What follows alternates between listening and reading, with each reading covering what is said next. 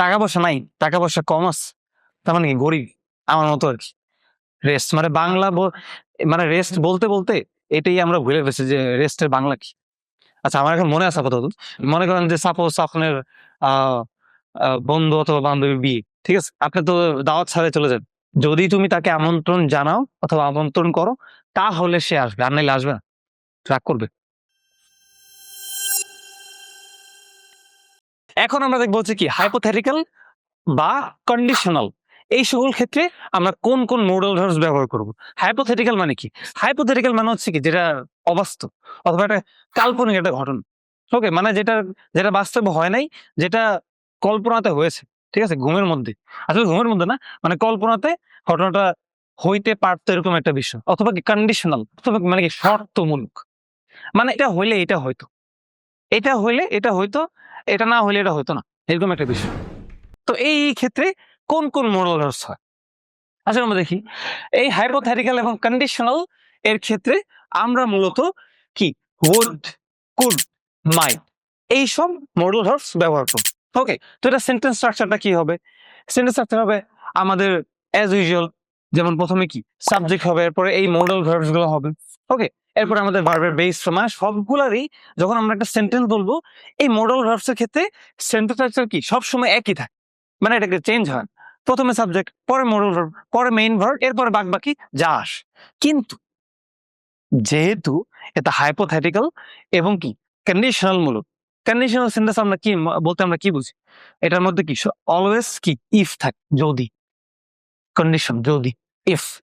তো কি এই ইফ ক্লজটা, ইফ ক্লজ মানে কি ওই যে ইফ যুক্ত যে একটা সেন্টেন্স, এটা থাকবে। হাইপোথেটিক্যাল এবং কন্ডিশনালে কি আমাদের সেন্টেন্স তো থাকবেই, এবং ইফ ক্লজ যুক্ত একটা সেন্টেন্স থাকবে। এটা যদিও একটু কমপ্লেক্স, কিন্তু জাস্ট আপনার আমরা জাস্ট এটা জানার জন্য জানলাম যে আচ্ছা হ্যাঁ এটা এইভাবে হয়। ওকে, তো আমরা দেখি প্রথমে কি আছে উড। তো উড, দেখেন আমরা একটা এক্সাম্পল দেখি, যেমন I would help you if I had time. I would help you if I had time, আমার সময় থাকলে আমি তোমাকে সাহায্য করতাম। সাহায্য কি করছে? সাহায্য কিন্তু করেনি। সময় থাকলে করতো, মানে পুরোটাই কল্পনা, হাইপোথেটিক্যাল। অথবা কি একটা শর্তমূলক কিন্তু হয়, মানে আমার সময় থাকলে আমি সাহায্য করতাম, শর্ত হয়তো সময় নাই, সাহায্য করে নাই, রাইট, এরকম কিছু একটা হয়েছে। তো এই ক্ষেত্রে আমরা কি ব্যবহার করলাম? এই উড ব্যবহার করলাম, মানে আমার সময় থাকলে আমি তোমাকে সাহায্য করতাম। I would help you if I had টা। এই যে আমাদের সেন্টেন্স একটা আই, আমাদের সাবজেক্ট, এরপরে মডেল ভার্ব, এরপরে হেল্প, এরপর ইউ, এরপরে এই যে ইফ ক্লজ, ইফ আই হ্যাড টা, ইফ ক্লজটা সবার লাস্টে থাকবে। আসলে আমরা আরেকটা এক্সাম্পল দেখি, যেমন she would travel more if she had money. She would travel more if she had money, মানে তার যদি আরো টাকা থাকতো সে আরো ভ্রমণ করত। ওকে, তার মানে কি টাকা পয়সা নাই, টাকা পয়সা কম আছে, তার মানে কি গরিব, আমার মতো আর কি। তো মানে কি টাকা পয়সা কম আছে, এই জন্য কি ভ্রমণ বেশি করতে পারবে। কিন্তু যদি টাকা বেশি থাকতো সে ভ্রমণ আরো বেশি করতো, হয়তো গরিব আর কি, যেটা বুঝলাম। she would travel more if she had more money. এই এটাও কি ওই যে কল্পনা, টাকা এখন নাই তো ভ্রমণ করতেছেন, টাকা থাকলে ভ্রমণ করতো, মানে এটা একটা শর্ত যে টাকা বেশি থাকলে ভ্রমণ বেশি করতো, টাকা কম থাকলে ভ্রমণ কম করতো, শর্তমূল। আর এটা কি, এটা কল্পনাও, এটা তো বাস্তবে হয় নাই, তাই না?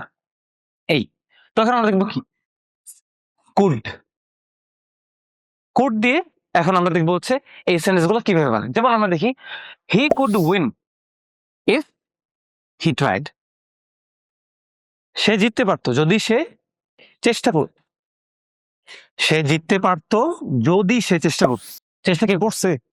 চেষ্টা কিন্তু করে নাই, তার মানে সে হারছে ম্যাচটা, বাস্তবে কি সে হারছে।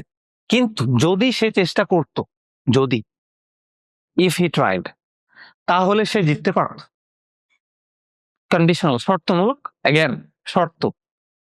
আবার কি এটা কল্পনাও। এই এই ক্ষেত্রে কি আমরা এই কুড দিয়ে ব্যবহার করি, কুড দিয়ে কুড মডেলটা ব্যবহার করি। ওকে, আমরা একটা এক্সাম্পল দেখি, যেমন he could go tomorrow if it's sunny.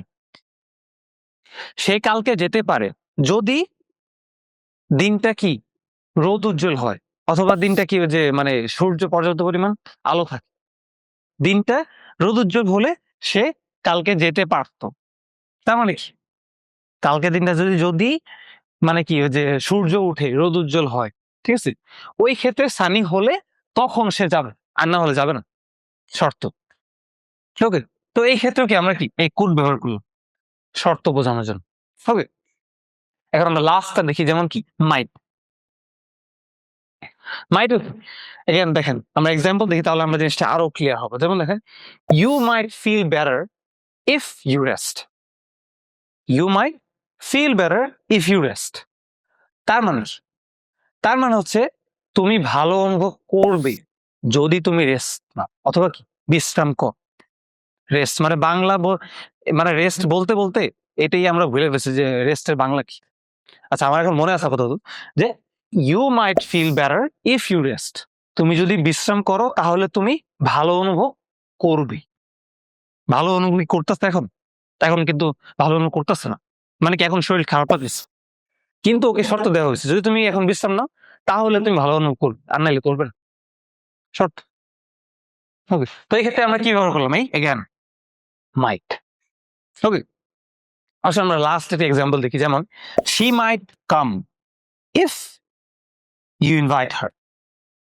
সে আসতে পারে যদি তুমি তাকে আমন্ত্রণ কর।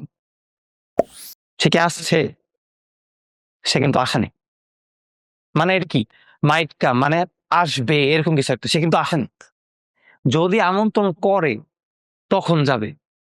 তার মানে মনে করেন যে সাপোজ আপনার আহ বন্ধু অথবা বান্ধবীর বিয়ে, ঠিক আছে, আপনি তো দাওয়াত ছাড়াই চলে যান, কিন্তু মনে করেন যে আপনার আহ, ধরেন যে আপনার বন্ধু বান্ধবের বিয়ে না, আপনার একটা ফ্রেন্ডের বিয়ে, এখন আপনাকে দাওয়াত দেয় নাই, তো এখন কি আপনি যেতে পারবেন? সেখানে আপনি যেতে পারবেন। তো এখানে বিষয়টা এরকম, আপনাকে দাওয়াত দিলে আপনি যাবেন, শর্ত, তাই না? দাওয়াত না দিলে যেতে পারবেন না, যে আপনার তো বন্ধু না, ঠিক আছে, অথবা সাবা সালে এরকম কিছু না। তো কি এই ক্ষেত্রে কি আমরা এই কন্ডিশনাল শর্তমূলক আমরা এই মাইট ব্যবহার করবো। She might come if you invite her. যদি তুমি তাকে আমন্ত্রণ জানাও অথবা আমন্ত্রণ করো তাহলে সে আসবে, আর নাইলে আসবে না, রাগ করবে। ওকে, তো এই ছিল কি আমাদের হাইপোথেটিক্যাল অথবা কন্ডিশনাল মূলক, অর্থাৎ কি এই কাল্পনিক অথবা শর্তমূলক কোনো কিছু ক্ষেত্রে আমরা কোন কোন মডেল ভার্বস ব্যবহার করব। ওকে,